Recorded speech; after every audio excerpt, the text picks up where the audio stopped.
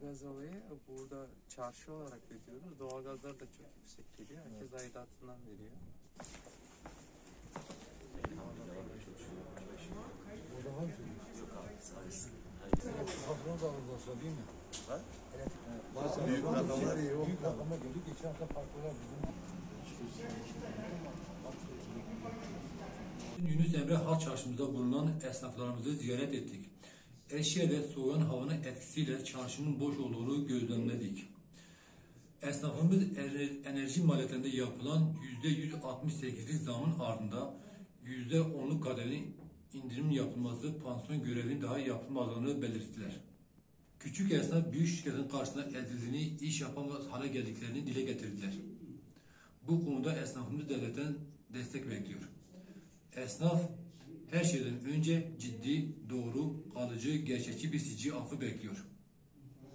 Esnaf sistemin bu şekilde devam etmesi halinde batacaklarını dile getirdiler. Çarşı esnafımız önümüzdeki süreçte yapılacak olan dükkan ihalelerinden dolayı kaygılı olduklarını dile getirdiler. Akaryakıt, elektrik, doğalgaz faturalarının ivedilikle indirimler yapılmalıdır.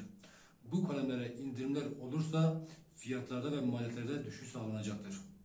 Sıkıntılı bir süreçte geçen esnafımız yetkililerden bu alanlarda beklentileri vardır. Hüdapar olarak her zaman halkımızın yanında olacağımızı, bahsi geçen konuların takipçisi olacağımızı bir kez daha açık yüreklilikle ifade ediyoruz.